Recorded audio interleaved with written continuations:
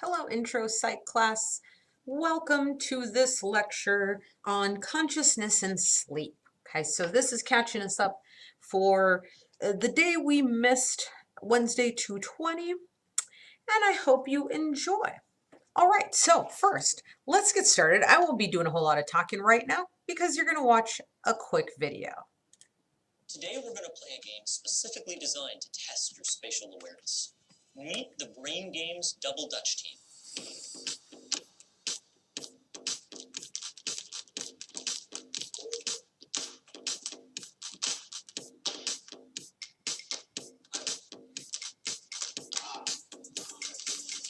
Now, what does jumping rope have to do with the brain?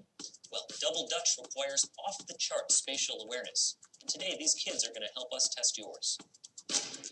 For this game, all you have to do is keep track of the number of times that either of the girls in green jumps. You'll count each time one of them lands a jump, like this. 1, 2, 3, 4, 5. As you can see, these jumpers are pretty quick on their feet, so you're going to have to pay attention to keep up. When the whistle blows, start counting. Ready? Go.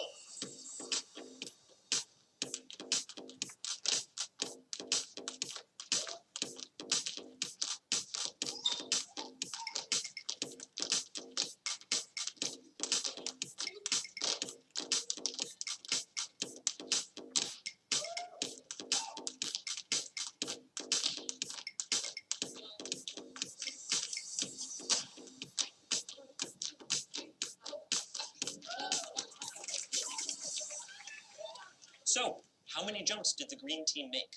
Did you say 38? If so, you agreed with 40% of our test audience.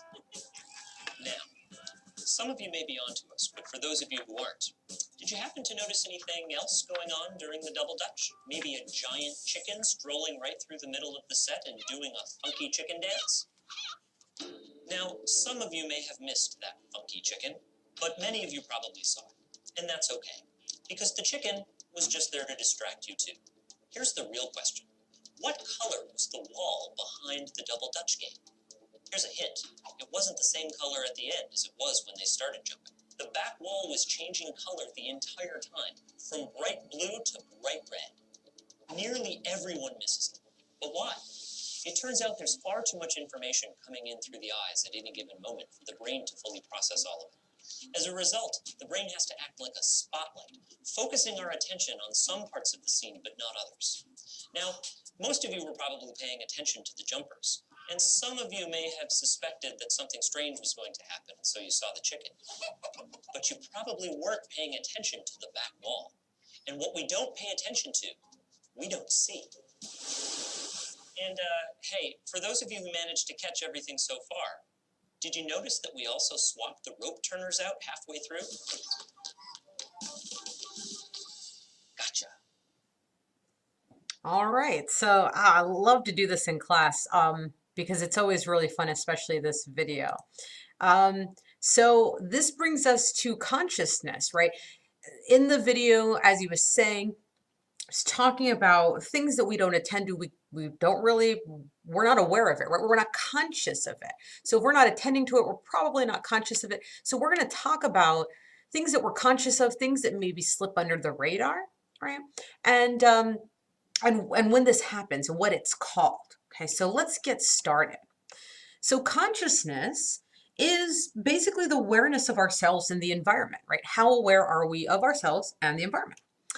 It can be spontaneously induced. In other words, you might daydream, you might get drowsy, you might be dreaming, and that's something that just happens. It just kind of happens without us being aware of it, and that's a state of consciousness. Okay, it can be physiologically induced.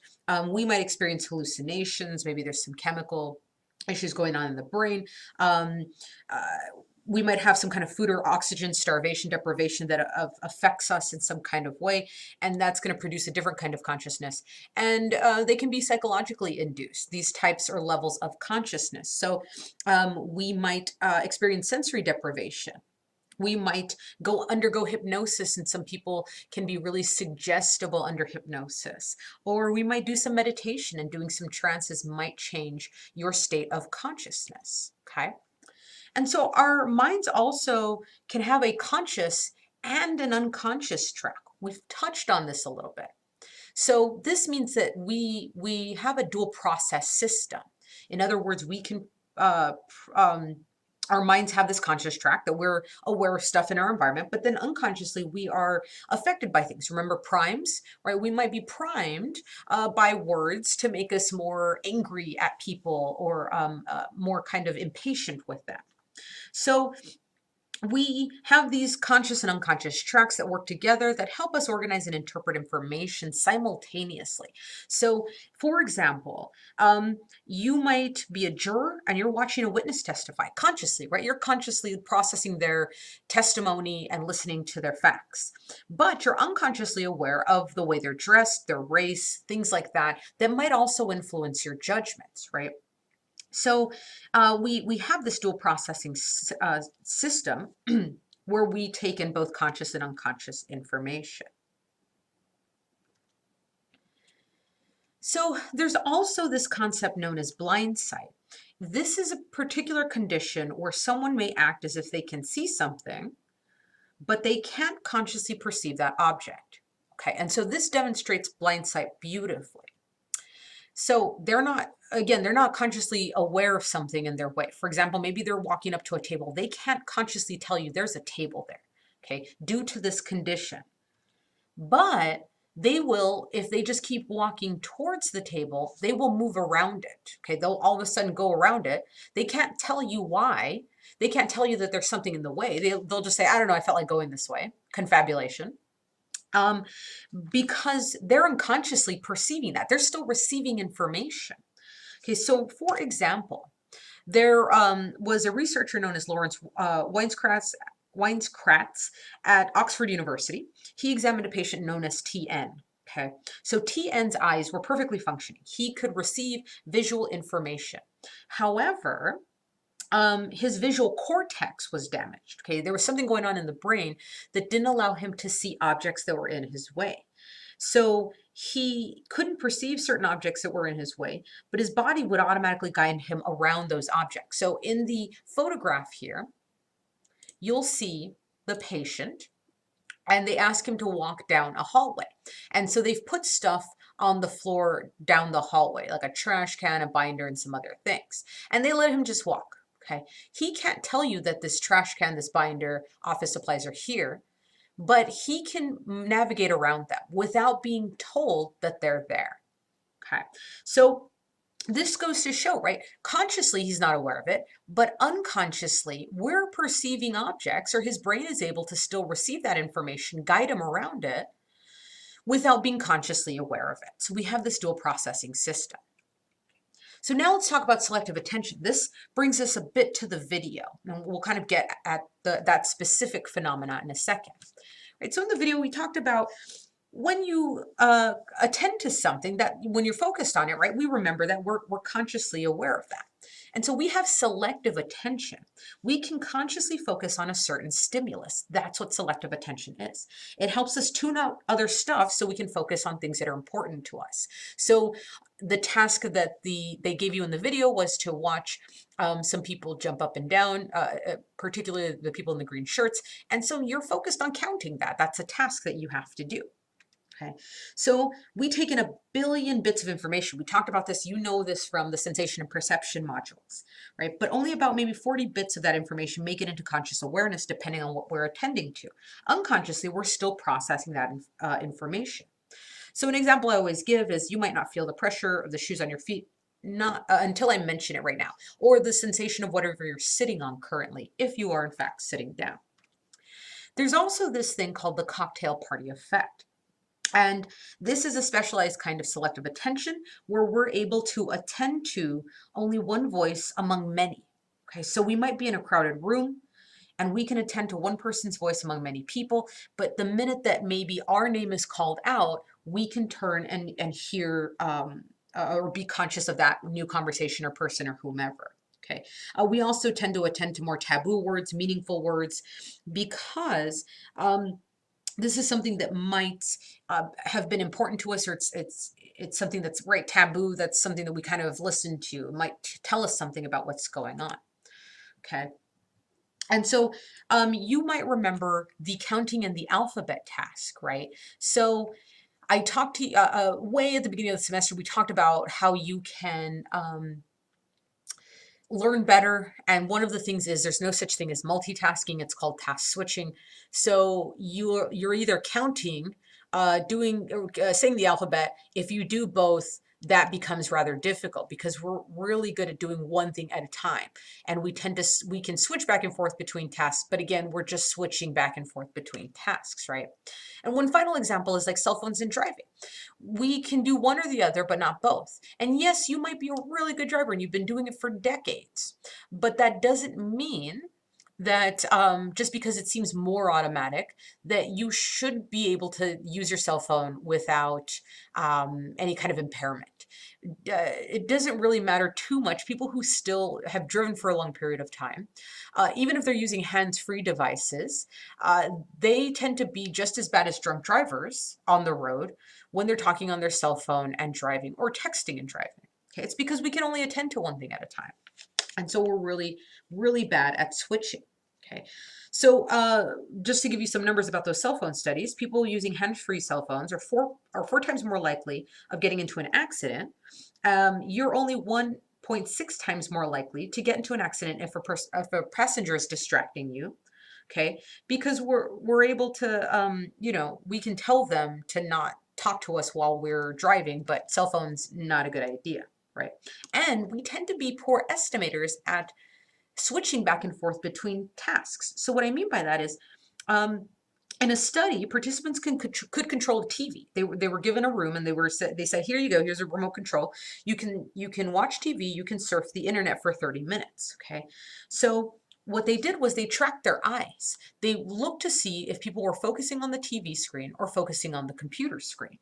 Okay, and so what they found was, on average, people move their eyes back and forth between the TV and the computer screen 120 times on average, okay?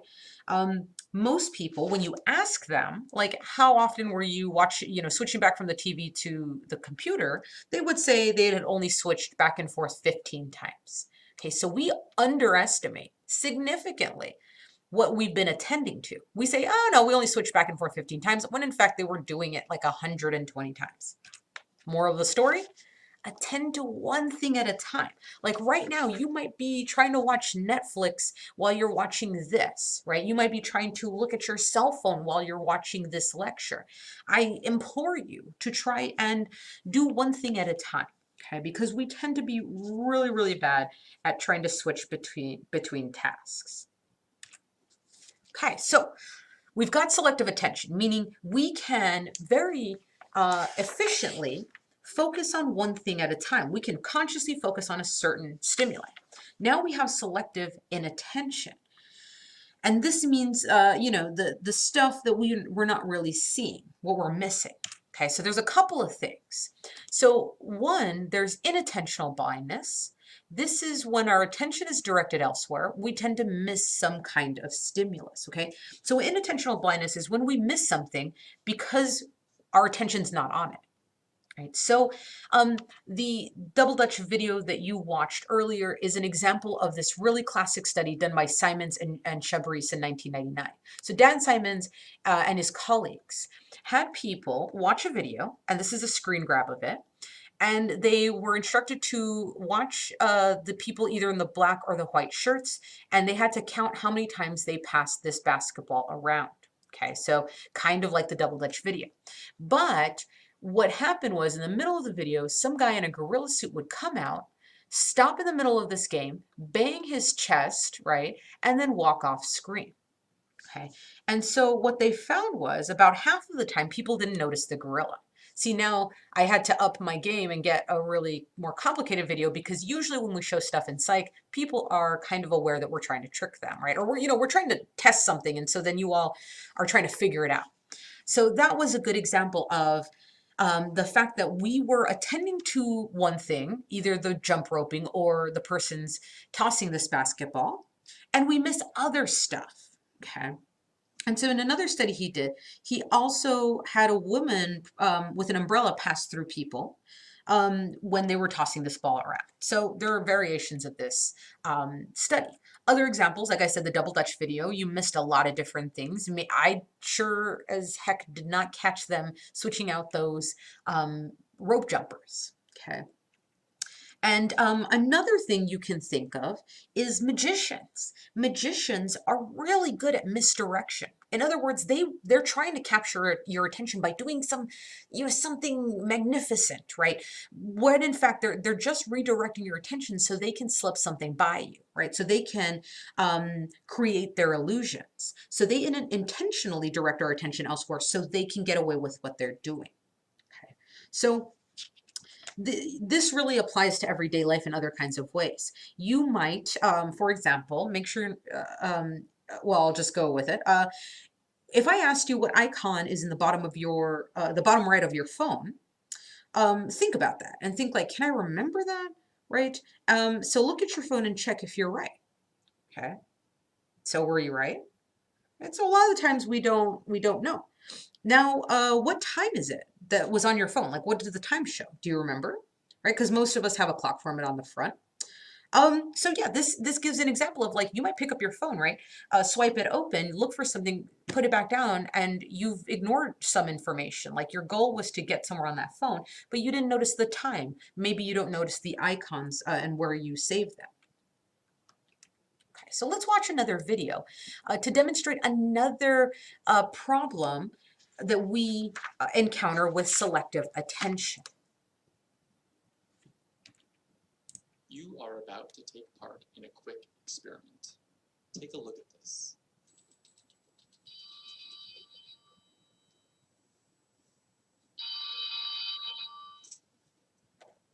Okay, now, did you happen to notice anything odd? Watch again.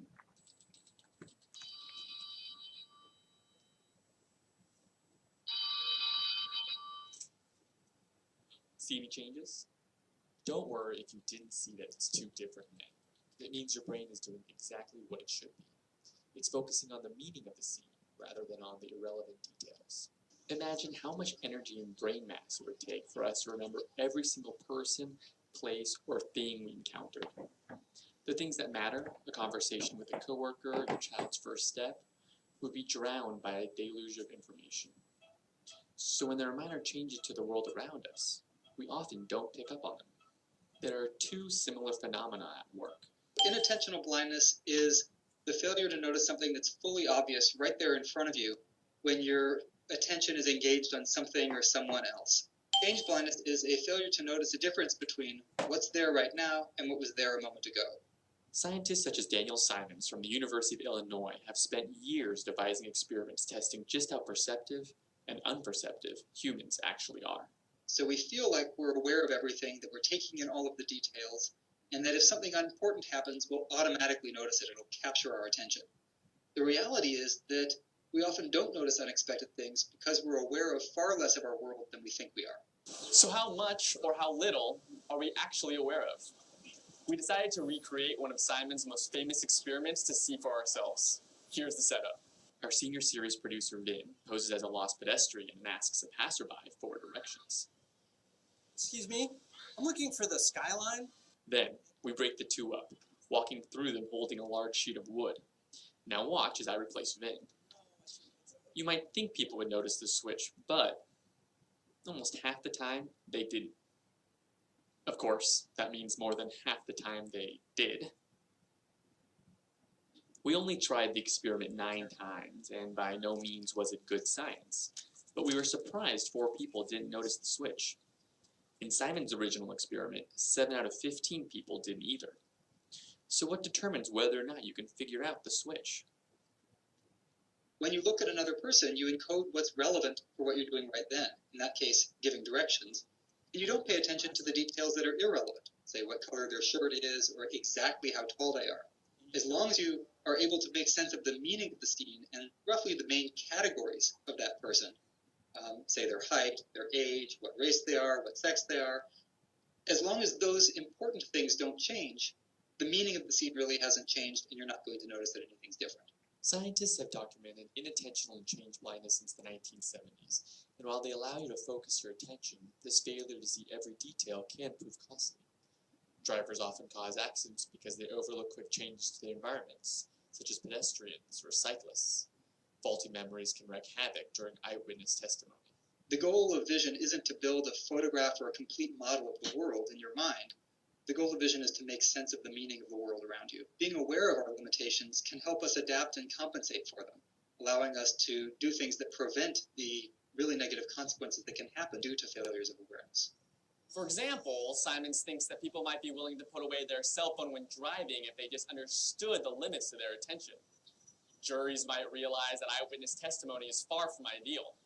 And the next time you and a friend are fighting about the details of a past event, it's likely you're both wrong. Now that's something to remember. You are about to take. Okay, so that video was describing, as you could tell, change blindness. They talked a little bit about inattentional blindness. So change blindness is a little bit different. It's failure to notice change. Okay, so meaning, you know, if there's some kind of change in your environment, like what was there right now versus what was there a moment ago, that's a failure to notice the difference between that previous and current state. Okay, that's the difference between that versus something like inattentional blindness. Our attention's directed elsewhere. We don't attend to that, right? So some examples they talked about were like failing to notice a car swerve into your lane. Maybe you don't notice when your friend gets a haircut, right? A change. Failure to notice that somebody moves some books off your bookshelf. So these are all similar things that happened, okay?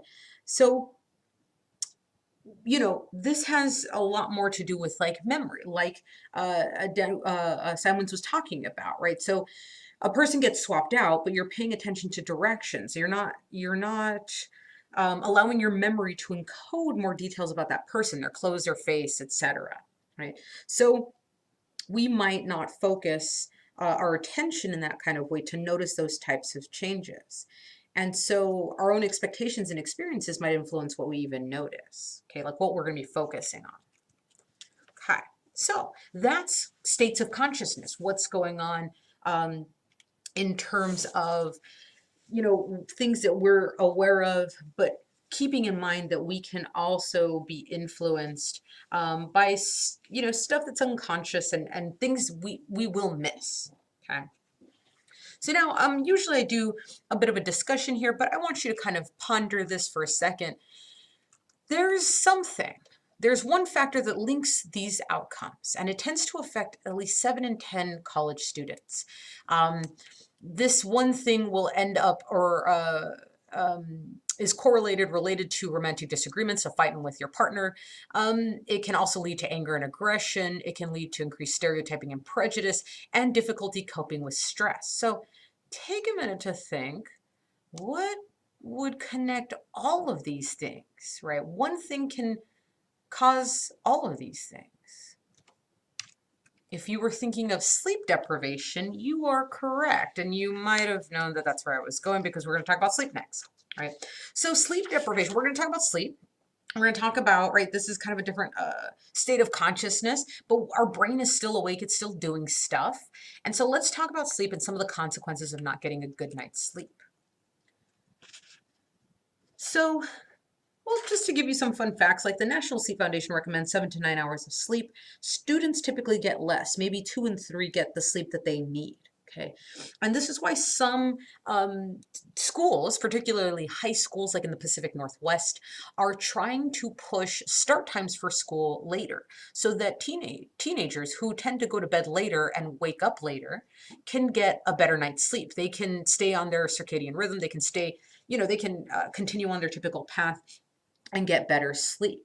Okay, so think about how much you sleep each night, right? A lot of the times when I ask this question in class, not many of you get a whole bunch of sleep.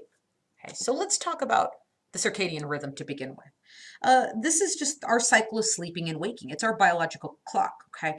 So it's when our temperatures increase or decrease. That'll depend on whether you're preparing for bed or if you're highly alert. Your cortisol tends to dip and peak at certain times, so it will be lowest when you're going to sleep, and then it slowly, gradually increases as you start to as you move through your sleep cycle, peaking at the beginning of the day, then it dips maybe about 2 o'clock and then comes back up and then comes back down. So cortisol is important for a lot of things. It helps us remain alert. So when you're stressed out, cortisol's released. It helps us become alert, but prolonged exposure to cortisol can also wreak havoc on your body in really terrible ways, like give you that kind of fat tummy. Like that's why you might retain fat around your belly area. That might be due to a lot of stress as well. And then poor sleep affects cortisol. It's a whole thing. Okay, so younger people tend to, like I said before, like college students, be night owls, right? You stay up later and you go to bed later and you wake up later, right? And older individuals, your circadian rhythm starts to shift and you might be more morning larks. In other words, you wake up early, but you go to bed early as well, right? We tend to have strong motivations to sleep between the hours of 2 and 4 a.m. Again, cortisol is dipping here, and that kind of affects our alertness. So let's talk about wakefulness. Going back to EEGs, right? This is what we were seeing right here in this little curvy bit.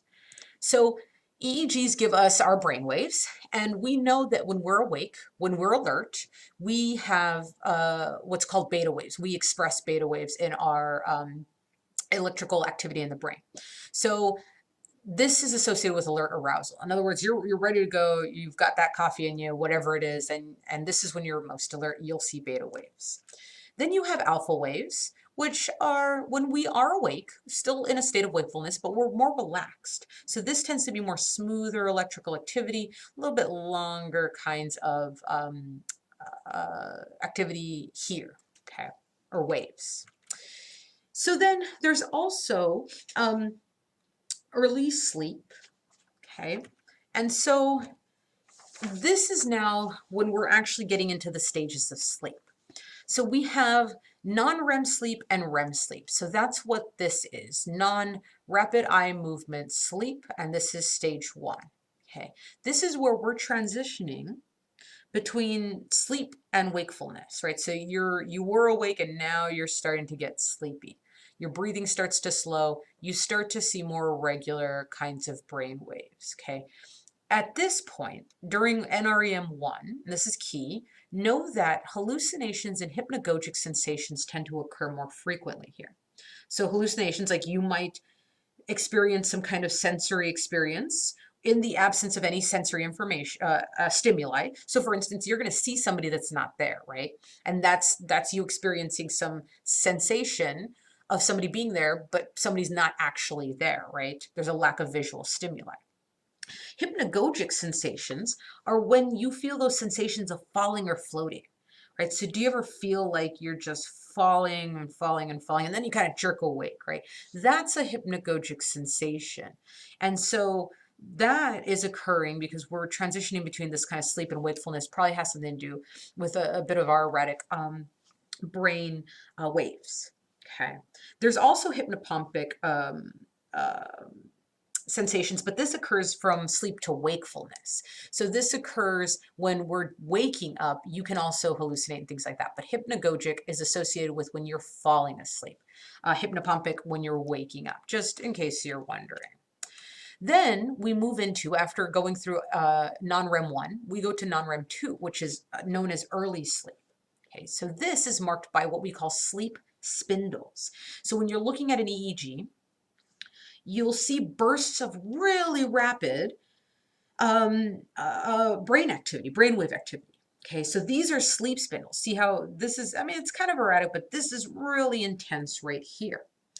And so you're asleep at this point, but you can be awakened easily. And this stage of sleep lasts about 20 minutes. Okay, so non-REM is pretty short. Non-REM 2, 20 minutes, you start to fall into deeper sleep. So as you move from REM 1 to 2, your consciousness is slowly dipping. Then we're at slow wave sleep. Non-REM 3, you see delta activity. So you see these way longer waves. Okay, slow wave sleep. That's why we call it slow wave. So you'll see slower waves because they're longer. This is a deep sleep. This is something that you're going to be really hard to wake from. So the times that maybe your roommate's snoring and you're like, oh my goodness, what is happening? I can't wake them up, and you're shaking them, they're most likely in non-REM 3. This is the deepest sleep right here.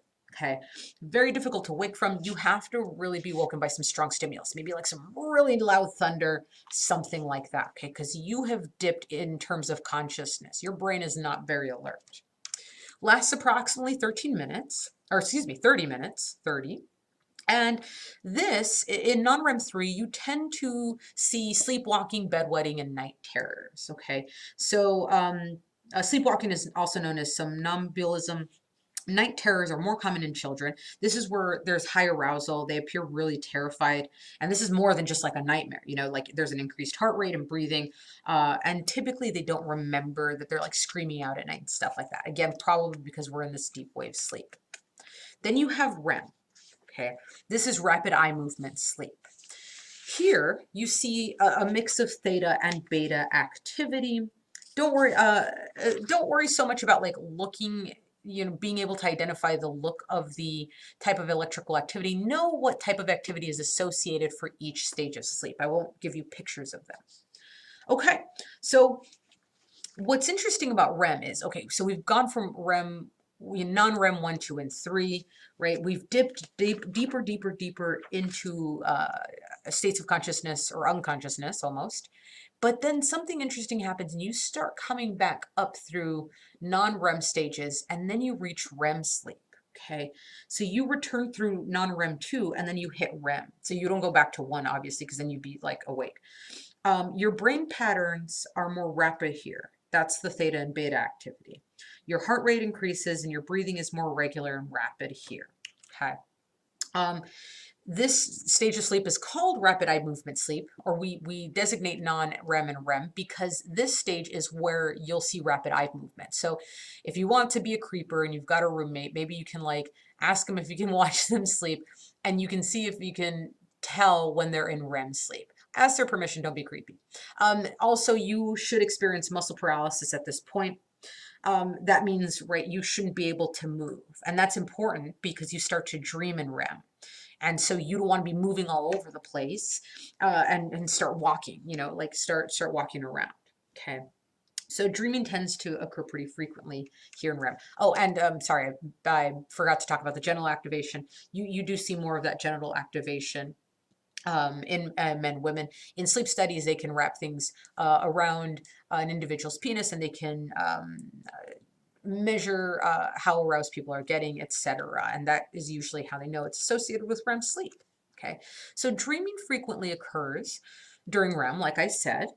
People woken up during REM can report having more dreams than in other non-REM stages. Okay, so it's really nice if like you can wake people during REM because they're more likely to remember what they've dreamed about. This is why sometimes when you're coming out of sleep, if you were not woken up during REM, it's harder to remember your memories. Okay.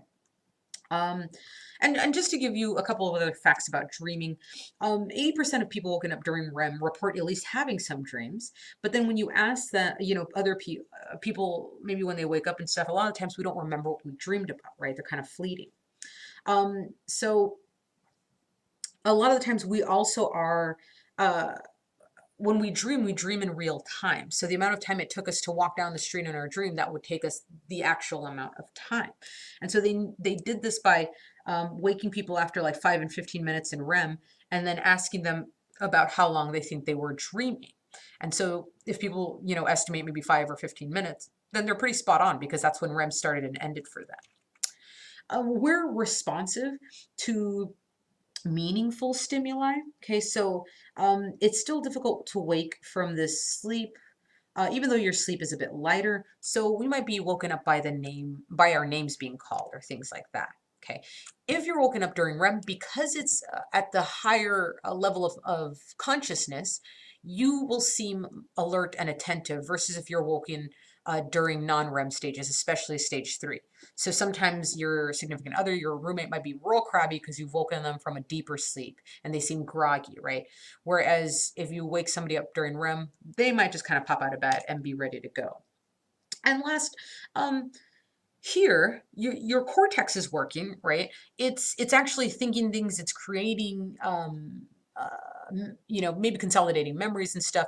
It's also creating dreams for you, but your brainstem's blocking the message, right? Hence the muscle paralysis. It's not allowing you to get up and go jog. I mean, in most people, sometimes you have people that will sleepwalk and things like that, or act out their dreams. So, like I said before, we move through our cycle, and this is how we move through it. So this is on the x-axis right here. The hours of sleep that we get, we hope to get maybe 8. Some people need less, some people need more. And so our sleep cycle, we don't just go through it once, we go through it many times during the course of the night. So we cycle through every 90 minutes. That's why each stage is associated with a certain amount of time. This occurs more frequently for older adults. Okay, so they cycle more frequently. Your deep sleep gets shorter as you approach waking up time, and REM and non-REM 2 get longer. Okay, so that's indicated by how long these bars go here. So when you're awake, you dip down. You're not like in REM or anything. You hit, right? So you just dip down. You hit non-REM 1, and so that's your consciousness. You're kind of unconscious at this point, right? Like you're falling asleep. Then you stay there for a bit of time. Boop, you boop down and stay for 20 minutes or so in non-REM 2, right? And so you might be easily awakened here. And then when you're done there, you move to non-REM 3, deep sleep, right? So this is your level of consciousness. It's way down there. It's way low. So then maybe after an hour, you start to come back up. You spend a little bit more time in non-REM 2, then you move up to REM. That's what we meant that by moving through non-REM 2, you get to REM. Okay, so you spend some time in REM, drop back down to REM 2, drop back down to REM 3, and keep repeating the cycle over the course of the night. Okay, so some things can throw this off, and we'll talk about that. But we have a sleep cycle. We cycle through all these levels of consciousness, basically. And again, right, non-REM 2 is going to get shorter. So eventually we stop going to 3, and we don't spend as much time in 2. Okay, or excuse me, we stop going to 3, but we spend more time in REM and in non-REM 2. Okay, we kind of bounce back and forth between those states of consciousness. Maybe waking up sometimes, right? Maybe waking up occasionally. Okay, and just also another figure here, we tend to spend about 20 to 25% in REM. That will come into play a little bit, but remember that every 90 minutes we cycle, we spend 20 to 25% in REM. That's quite a chunk of time for these various stages, but we're kind of spending some good amounts across the way. So what affects our sleep, right? The hours that people need are going to vary by age, preference, context, genes. A lot of stuff affects how much sleep you need, right? So newborns, for instance, sleep 16 hours a day, 6 to 8 times a day, right? They kind of nap in and out here. When you get to 9 and 18 months, they tend to start sleeping more through the night. By the time you hit 6 years old, they need about 11, 12 hours of sleep, okay? So they still need quite a bit. And then when you get into adulthood, or teenage years, adulthood, all that, you might need like 6 to 8 hours, 6 to 9 hours. Just kind of depends on your own circadian rhythm, right? And so another thing that can affect our sleep is light, obviously. So light does something interesting. This is why you may have been told, like, don't watch TV before you go to bed. Don't look at your cell phone. Don't be looking at your laptop. Don't be doing whatever this girl is doing. I don't know why she owns 2 laptops. Who does that, right? So light does a couple of things. What's happening is when you take in light from a screen, from sunlight, whatever it is, it activates proteins, okay, which then affect let's pop that up, the suprachiasmatic nucleus. Okay, we're going to shorten that to SCN. Okay, and so it's this part of our brain in the hypothalamus, okay, that then signals to our glands, our pineal gland, to decrease melatonin production. Okay, so light is telling our body, hey, activate the suprachiasmatic nucleus, and then that tells us stop producing melatonin or decrease the amounts of melatonin. So in other words, when something's lit up, we're going to produce less melatonin, And melatonin is a hormone that helps us sleep. So the more we have, the more sleepy we're going to feel. That's why you can get melatonin over the counter, and some people might use it if they have problems sleeping. So the SCN is decreasing melatonin production. That's why you're not getting sleepy when you are exposed to light. And so there's also, I've had this question before. People ask me about blue light, right? Because you might notice on your phone, they're like, "Ooh, blue light filter," right? And so, yes, in fact, blue light tends to affect your sleep more so than, like a warmer kind of light. And so you're probably staring at the screen, you're getting a lot of blue, but it's not, you can turn off that kind of blue light function and still get light in. And so, yes, it's okay to use the blue light function, but really you're still receiving light.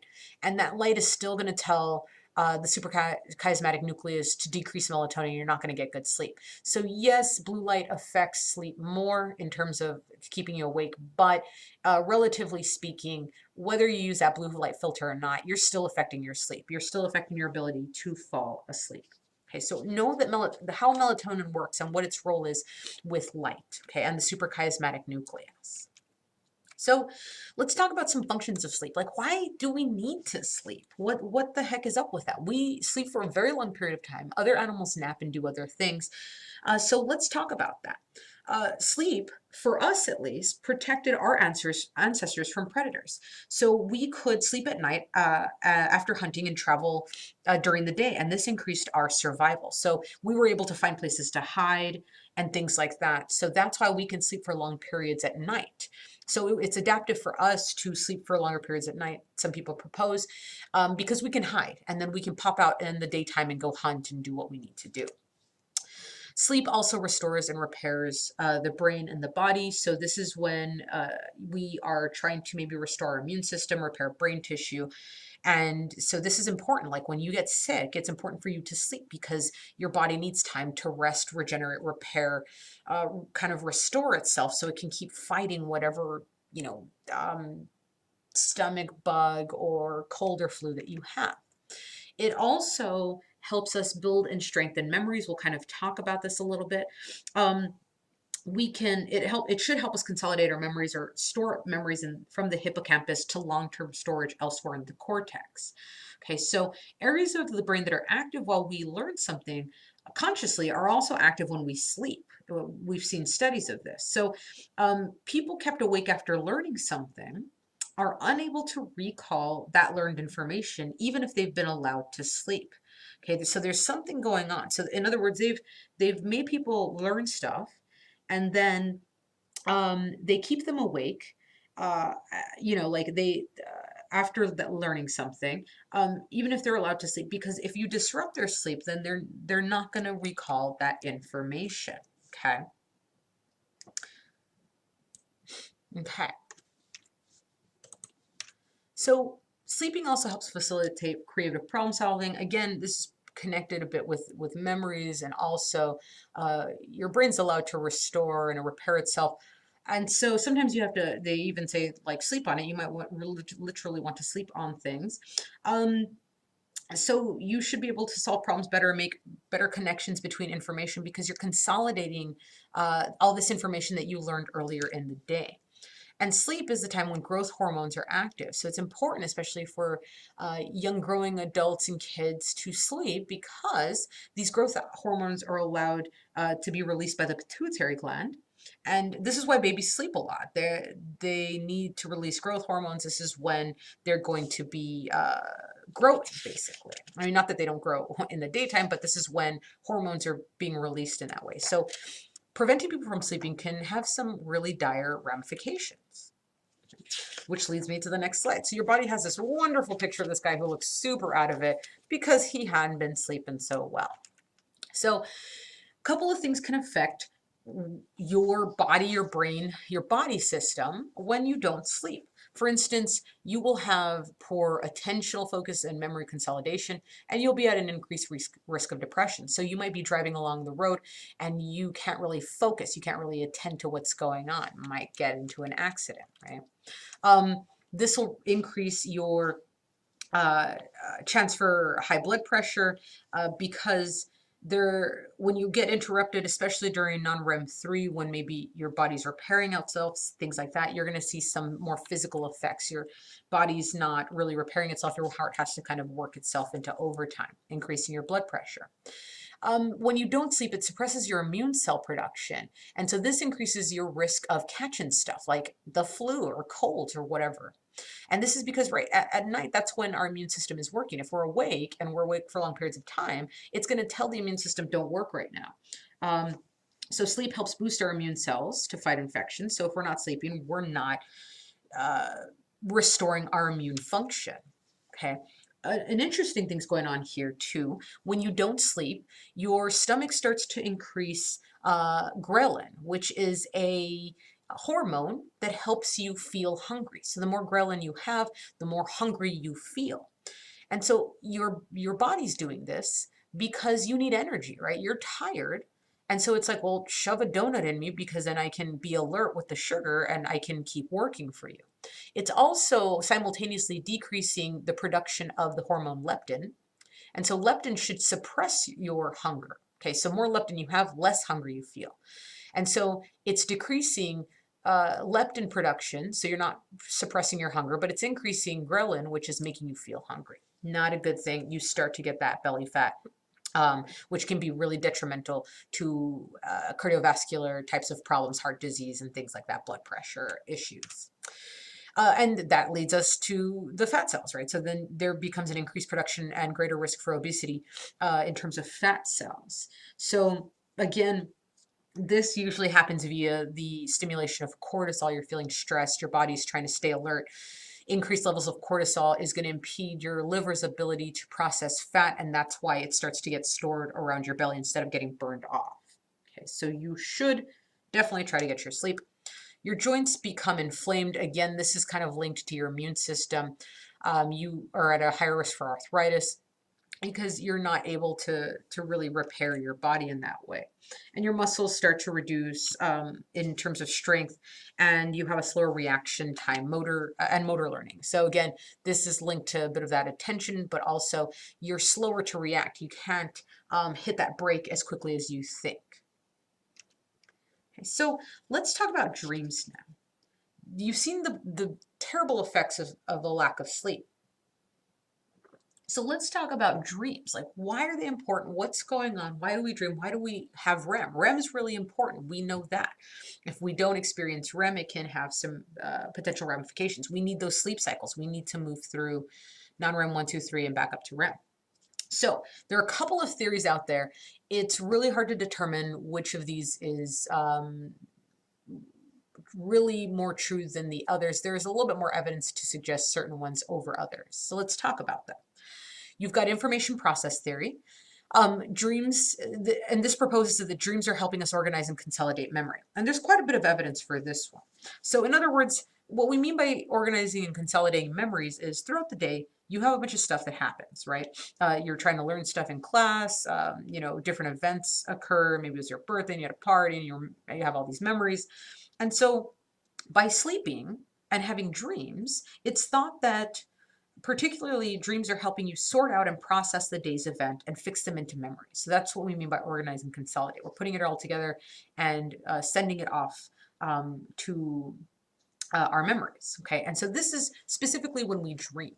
But the problem here is we can learn without REM sleep. So they've done studies where they've kept people out of REM, but had them learn. And as long as they fall asleep at some point and just not gone into REM, they can still learn stuff. Okay, so there's some evidence to suggest this is maybe a thing, but maybe not fully explaining why we dream in particular. Okay, so there's also physiological function theory, where we dream or dreaming will stimulate our brain to promote neural development and preserve neural pathways. That is, the reason we dream is because it keeps our brains active. And so by keeping it active, then we can continue on neural development, right? Like connections are being made and make sure that those neural pathways stay connected. So you learned about cows and milk, cows and milk, cows and milk. Dreaming is going to allow you to maintain that kind of relationship between those concepts. Okay. So a problem with the physiological function theory is, well, sometimes we have dreams that are meaningful to us, right? If we just needed our brain to stay, active, we should just be we could be seeing random images of things, but sometimes we have really meaningful dreams, in terms of like they make sense. Like it's showing a scene throughout the day. So why would we even need that if we're just trying to preserve neural pathways? I think that's kind of a weak argument, but nonetheless, an argument that exists. There's also their neural activation theory. This one, be careful, do not confuse it with physiological function theory. Neural activation theory is more about dreams are side effects. They're the outcome of neural activation. So your brain is just trying to make sense of random neural activity that's going on. So your brain is active at night. And so now you're trying to perceive like, okay, what's all this random activity? So then it throws that into a dream. Okay, so that's what neural activation is all about. Remember, physiological functioning is more about dreams are stimulating the brain to preserve neural pathways. They're trying to make sure your brain maintains its connections, whereas you have maybe some neural activity going on in your brain, and this random neural activity is interpreted as some kind of dream according to neural activation theory. And finally, there's this cognitive development theory that's a little weak that talks about how dream content is reflective of cognitive development. So in other words, we dream only at the stage that we have that we're at, right? So kids are going to be not dreaming about certain things that they're not experienced with, going to concerts or something like that, right? But the problem with this is like, there's no adaptive function for dreaming in this situation. So why would we have dreams if there is no adaptive function? Right? So make sure you know the differences between these various theories. And finally, I want to leave you all with some sleep hygiene tips. So these are actually things that are recommended by researchers, by doctors, if you want to get a better night's sleep. Okay, so you have to try and do this. And some people still have problems who might suffer from insomnia, right? This really intense ability to not be able to sleep. But try this out and see if you can get some better sleep, at least to help you stay less stressed, not feel as tired as you move through your life. Okay, so one thing you can do is maintain a consistent sleep schedule every day. And by every day, I mean like every day. This should not change on the weekends. You should always be getting up and going to bed every single day. I do it. Me and my husband have our own routine. Okay, and I'll talk to you all about this, right? So you have a consistent sleep schedule. I go to bed at about, 12:30 a.m. every night and wake up at 8:30. I'm kind of shifted. And so we try to be really consistent with this. Sometimes we're a little lazy, and that's our own fault, right? So you should also have a relaxing bedtime routine, okay? You could do something like turn off your electronics an hour before bed, or maybe 2 hours. That might help you even more, hour and a half or something. And you do something relaxing. You read. You do something that's maybe not super cognitively stimulating. Don't read on an e-reader. I do sometimes, and that can be problematic. But you create like a nice relaxing atmosphere. Dim the lights. Start preparing yourself for bedtime. And again, sleep and rise at all the same times, even the weekends. I still get up and go to bed at the exact same time, even on the weekends. Okay, my parents are awful. My dad wakes up probably like at 5 or 6 a.m. every day, but then on the weekends like 9 or 10, maybe a little bit earlier. It gets kind of horrible though. Okay, this is another key thing. If you're not sleepy, don't go to bed. Okay, if you do go to bed and you don't fall asleep after about 20 minutes, get out of that bed. Okay, the reason behind this is because you're building an association with your bed. And so if you're sitting in your bed and you're alert, you're associating your bed with wakefulness, and that's not good. You want to make associations with the environment that you sleep in with sleep. Okay, you want to say every time I go into this room, you're going to associate with sleepiness, right? We've seen before how our senses can affect our judgments. The associations we build with things, right? You might get stressed out with a particular family member. They might just make you like tense up even by walking in a room. That's the same kind of association you're building, right? So don't go to bed if you're not sleepy. If you do go to bed after 20 minutes, you're not asleep, get out. Get out of bed, go back and kind of repeat your relaxing bedtime routine. Okay, try to get sleepy again.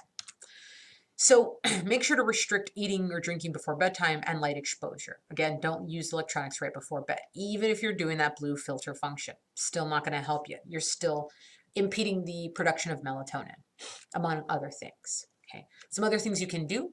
Your bed should be for sleep and sex only. Okay, so I know some of you might find this difficult because you might live in a smaller dorm. You don't have a whole lot of places to relax, to hang out, to chill.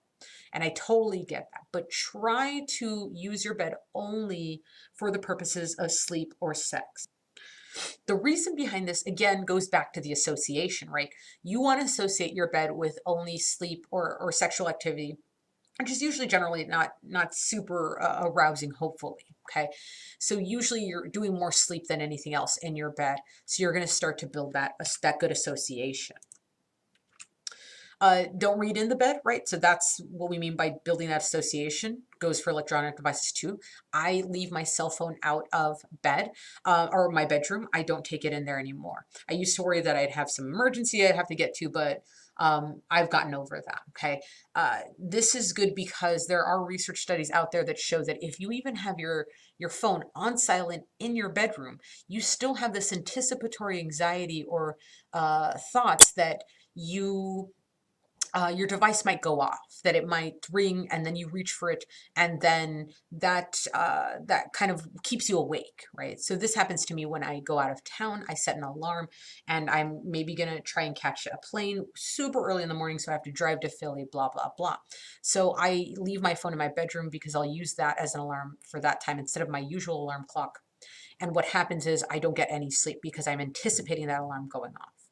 And so part of that is my anxiety and anticipating the next day. But part of that is also the fact that cell phone is there. Okay, don't watch TV in bed. Same concept. You're associating your bed with watching TV and being alert. And like I said, that you heard my spiel on electronic devices outside of the bedroom. Okay, create a comfortable environment in your bed. Dim the lights, non-arousing activities. Try and make your bedroom the only thing you do in there is sleep. Okay, that would be the best thing. The problem with all of this is something called what I'm calling is this worried cycle. Okay, so there's this ironic process of mental control. So we have a desire to sleep, all right? We want to get to sleep, but sometimes because you might be a poor sleeper, you might have insomnia, you might just not sleep very well. You start to get anxiety about not sleeping. So you're trying to get to bed and you're like worried that you're not going to get to bed, that you're not going to get sleepy. So this, in turn, anxiety, is going to start stimulating your cortisol. It makes you worry. It's going to make you more alert, okay? It's going to keep you awake. So then you have this heightened sensitivity to signs of sleepiness that keep you awake, okay? So again, this is why you might have to get out of bed and try not to worry. I know that's like that's an awful thing to say, but you should try to, it's okay if you do worry, right? But you know, take some deep breaths, do some meditations maybe, and don't stress yourself out if you don't get to sleep. That's okay. It takes a while to create these habits, okay? So figure out what works for you, but again, avoiding some of these things, doing some of these things, this is good sleep hygiene, okay? Sleeping pills, for instance, are good for short-term solutions, but long-term they're addictive. They reduce the time you spend in REM and in slow wave sleep, and that's not good. So you want to do something that's a little bit more healthy, that's going to produce a more natural rhythm. Okay, so with that, I leave you with consciousness and sleep. And yeah, I hope you all enjoyed. Come back to this as many times as you need to get the information.